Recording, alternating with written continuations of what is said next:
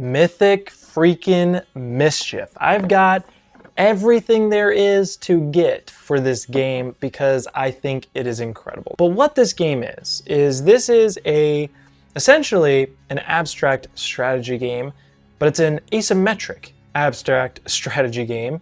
So all of these different factions or cliques in this high school are going to be different and they're going to play different. But what you're trying to do in the game, and by the way, I actually have a video that goes into pretty good depth of the game, so I'm going to go ahead and link that above and in the description down below. If you want to check that out, definitely do so. I'll go in more detail than here. But what you're trying to do is you're actually trying to, as a clique in a kind of spooky high school, so you've got the jock vampires or the ghost hipsters, you are trying to move around, navigate this board, you're trying to collect these tomes, but you're also trying to avoid the tome keeper or the groundskeeper in some versions. Check him out here. He's just a fantastic looking minifigure here. I've got the painted versions of these. There are non-painted versions, which are much more affordable, I might add. I've paid a pretty penny for what I've done here. And then we've also got this cool headmaster minifigure, which I absolutely love. He's got a dragon on his shoulder. This world has just some of the coolest looking figures ever. And on top of it being a phenomenal game, yeah, this is definitely one of my favorite games to play during this time. And honestly, all year round. But it's time for it to get its spotlight, okay?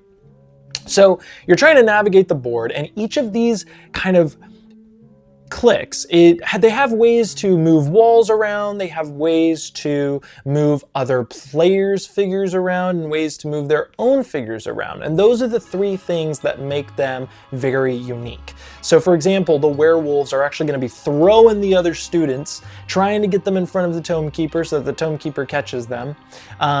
Whereas the wizards, or sorry, the gnomes, they are just going to be plopping you, putting you adjacent to them in a different spot. They all have different ways of interacting with each other. The ghosts are going to kind of push you as they enter your space. So lots of different ways that things can move around, and wall manipulations, it all gets kind of crazy.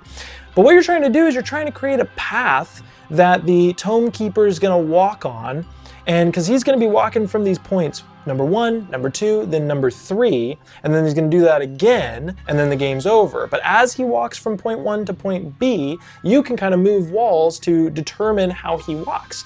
And when he walks in front of one of your opponents, it catches them, and that's how you get points in this game. You're trying to distract the tome keeper, trying to make sure that they catch the opposing side and not your own pieces. It's actually very, very thinky. This game is incredibly, if you're good at this game, it's kind of sad because you will just kind of win.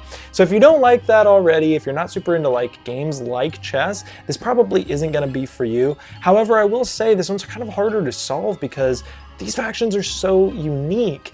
To memorize all of their different moves and to memorize the most optimal strategy for them is very, very difficult. It's not an easy task.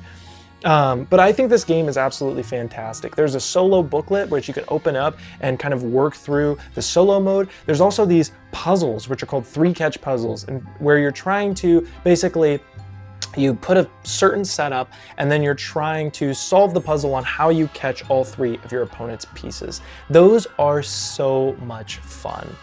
This game just has a lot to it, and I've got literally everything for it, all the way up to a wooden board. Yes, a wooden board. I'll show some B-roll of it, I'm sure. Of course, I'm gonna be flexing my wooden board. This game is absolutely fantastic. I hope you check it out. And yeah, let me know what you think. Now, if you like the idea of the asymmetric factions being very different, playing very differently, but maybe you're not as into the abstract nature, well, another game you can try is Disney Villainous, and I have the link to that right above, so I will see you over there.